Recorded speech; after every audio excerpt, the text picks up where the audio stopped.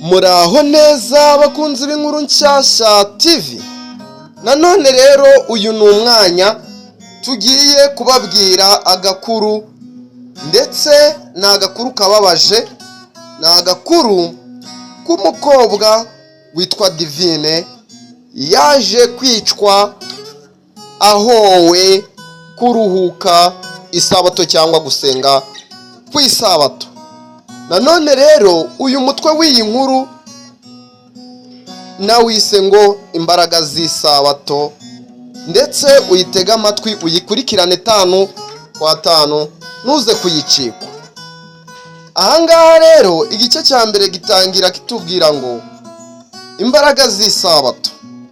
Ubutumwa bwa Divine mu mudugudu witwa Kinyinya, hagati y'imisozi y'icyatsi n'imigezi y'amajyambere atigeze ahagera, habagamo umukobwa witwa Divine. Yari muto ariko afite umutima ukunda Imana ku buryo budasanzwe. Nyina Margarita wari warakuze mu buzima bugoye, ndetse abarizwa mu gace k'Ubuhinde cyangwa mu gihugu cy'Ubuhinde, yaje kwimukira muri Afurika akiri mutoya.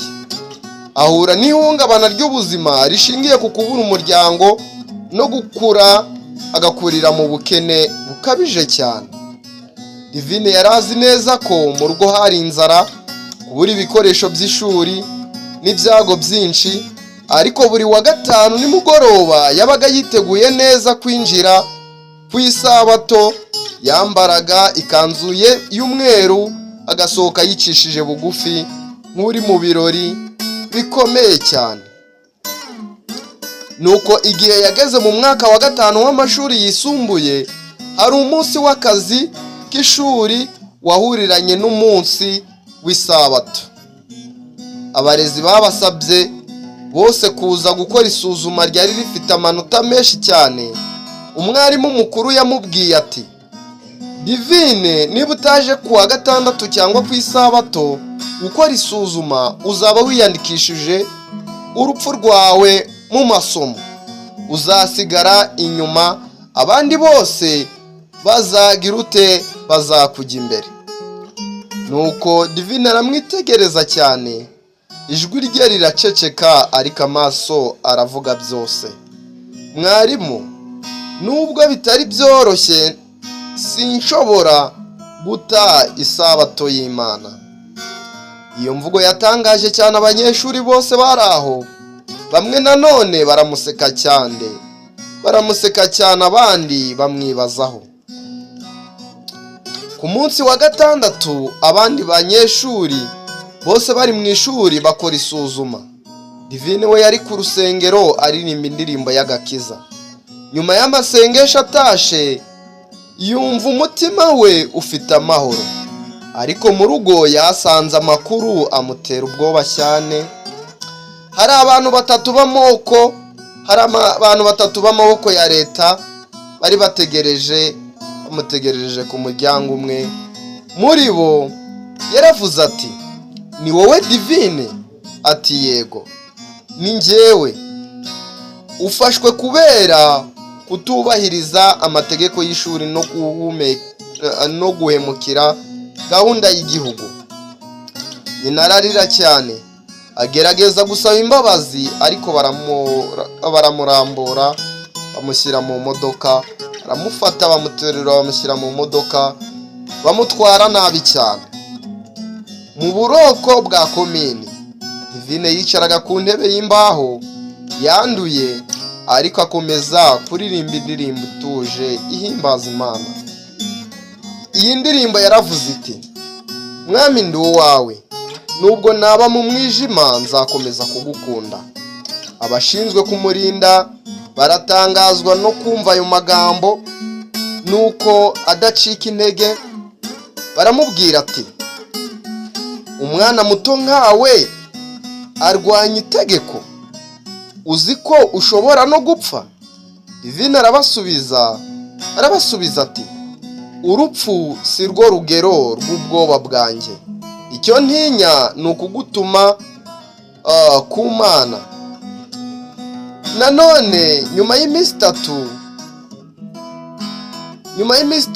inkuru yageze ku muyobozi w'akarere wari uzwiho urwango kubemera isabato. Yatanze itegeko ryo kumukura mu buroko kugira ngo yigishe abandi icyerekezo. Ku mugoroba wa saa 12 Divine yazanywe imbere y'imbaga y'umuyobozi ati, igihe cyawe cyo kwihana kirasohoye. Wowe wasuzuguye itegeko, tugomba kwerekana ko nta muntu uri hejuru y'igihugu. Nuko Divine aramureba, amaso ye yuzuye amarira ariko afite umucyo utangaje. Yaravuze ati, Mana ndihanye ariko si Imana wowe nsuzuguye, ahubwo ni abantu. Niba urupfu rwanjye ari inzira yanjye yo guhamya Imana, ndetse nditeguye. Baramufashe, bamukoresheje uburyo bubi, ariko abantu bamwe bari aho batangiye kurira cyane, abandi baratakamba ngo bareke umwana muto. Nuko mu gihe bagiye kumukubita icumu ku gituza, igicu cy'imvura cyaje gitunguranye, imirabyo irakubita hafi aho, abantu bose barahagarara. Umuyobozi arasakuza cyane ati, nimwihute. Ariko mbere y'uko bamurasa, Divine areba hejuru aravuga mu ijwi riranguruye ati, mwami wanjye, mbabarira kuko aba ntibazi ibyo bakora. Ijambo rya nyuma yavugiye mu rusaku rw'imvura, maze amasasu 3 yarumvikanye. Umubiri ugwa hasi, ariko ku munwa hakigaragara akajwi k'icyatsi nk'aho ari kuririmbira mu mutima. Nyuma y'urupfu rwe, abantu batangiye kuvuga ko bamubonye mu nzozi. Bavuze ko bamubonye mu nzozi ababwira ko isabato igikomeye imbere y'Imana. Hari abavuga ko kumva ye hateraho indabyo zitoranyije zidaterwa n'umuntu. Nyina mu marira yicaye ku mva ya Divine ati, Mana niba koko waramuhamagaye, kuki wamuretse agapfa muri buryo? Ariko niba nanone urupfu rwe ari ubutumwa, urupfu rwe ntiruzabe imfabusa. Nanone weho ndakubwiye niba warakoze subscribe ku Nkuru Nshyashya TV, Imana iguhe umugisha. Nawe niba ugiye gutanga like, Imana iguhe umugisha. Niba ugiye gutanga itekerezo cyuko wumvise iyi nkuru ya Divine, nanone Imana iguhe umugisha. Gukora ibyo byose ni bimwe mu biduhereza imbaraga yo kubahereza inkuru nk'izi ziba zikenewe. Nanone rero ntagiye muri byinshi, reka mbabwire imirongo yo muri Bibiliya nanone yerekana ko isabato ari ukuri kandi yashimangiraga ibyo Divine yakoze. Ndaza turahera mu Kuva igice cya 20 umurongo wa 8 kugeza ku wa 11. Haratubwira ngo, wibuke kweza umunsi w'isabato, uzakora imirimo yawe yose mu minsi 6, ariko umunsi wa 7 ni isabato y'Uwiteka Imana yawe. Ntuzakorereho umurimo uwo ari wo wose wawe, cyangwa umwana wawe w'umuhungu cyangwa w'umukobwa, cyangwa umugaragu wawe w'umugabo cyangwa w'umugore, cyangwa inyamaswa zawe, cyangwa umusuhuke uri mu marembo yawe. Uko mu minsi 6 Uwiteka yaremye ijuru n'isi n'inyanja n'ibirimo byose, ariko ku munsi wa 7 araruhuka. Uwiteka yaremye ijuru n'isi n'inyanja n'ibirimo byose, ariko ku munsi wa 7 agira ute? Araruhuka. Nicyo cyatumye Uwiteka umugisha umunsi w'isabato araweza. Nanone Itangiriro igice cya 2 umurongo wa 2 kugeza ku wa 3 aratubwira ngo, ku munsi wa 7 Imana yarangije imirimo yose yakoraga, iraruhuka ku munsi wa 7 imirimo yose yakoraga. Imana iha umugisha uwo munsi wa 7, iraweza kuko yaruhutseho imirimo yayo yose y'irema yari yarakoze.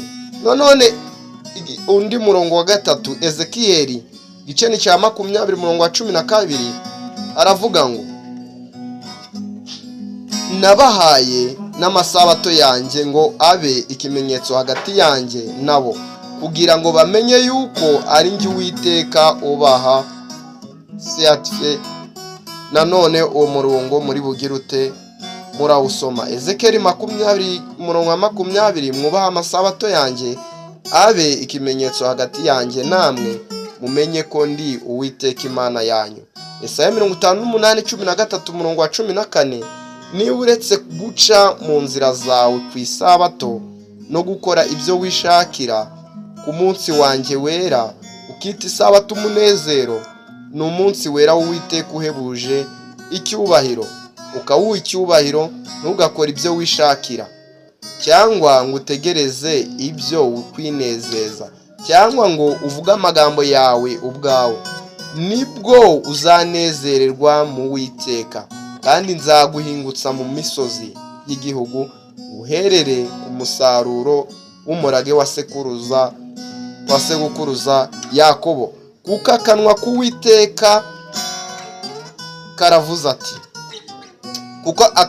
kuko akanwa k'Uwiteka aravuze. Nanone Mariko igice cya 2:27 kugeza kwa 28, arababwira ati, isabato yabayeho kubw'umuntu, si umuntu wabayeho kubw'isabato. Icyo gituma umwana w'umuntu ari nyiri sabato nayo. Nanone umurongo wa 7, agera i Nazareti, turawusanga muri Luka igice cya 4:16, agera i Nazareti aho yari yararerewe. Ku munsi w'isabato yinjira mu isinagogi nk'uko byari bisanzwe, ahaguruka ngo asome. Nanone Nehemiya igice cya 13:15 n'umurongo wa 8, dusatira uwa nyuma. Muri iyo minsi nabonye muri Yuda abantu bacuruza ku isabato, bazana ibintu byose byo kugurisha ku munsi w'isabato, bacyaha ku byo bacuruzaga uwo munsi wo kuruhuka. Nanone Yeremiya 14:21 kugeza 22, Uwiteka aravuga atya uti, mwiyubarize imitima yanyu, kandi ntimuzamure umutwaro ku munsi w'isabato ngo mwinjirane nawo mu marembo ya Yerusalemu, kandi ntimuzakurire umutwaro mu mazu yanyu ku munsi w'isabato, ndetse ntimuzakore umurimo uwo ari wo wose, ahubwo mwubahishe umunsi w'isabato nk'uko nabitegetse baso. Umurongo wa nyuma si ukuvuga ko ari wo wonyine cyangwa ari wo ushyigikira isabato cyangwa ugaragaza isabato ko ari y'ukuri, ahubwo nagerageje kubahereza inshamake zigaragaza ko divine isabato yaruhukaga ko ari y'ukuri kandi kikwiriye. Nanone umurongo wa nyuma ni uwa 10, Abaheburayo igice ni icya 4 umurongo wa 9. Nuko rero haracyariho umunsi w'isabato wo kuruhuka ku bantu b'Imana. Akunzi b'inkuru nshyashya TV, mbifurije amahoro ya Yesu Kristo aze abane namwe. Ndabakunda cyane wowe wakoze subscribe, Imana iguhe umugisha, hereze like, share na comment, ndetse ubashe gusangiza n'iyi video bagenzi bawe badasanzwe kuri YouTube channel yacu. Ubwo rero wakoze subscribe, Imana iguhe umugisha, komeze kugubwa neza, mugire isabato nziza ibabere iy'umunezero. Yesu akomeze aturindire mu maboko ye. Imana iradukunda, urukundo rwa Yesu rutugeraho umunsi ku munsi.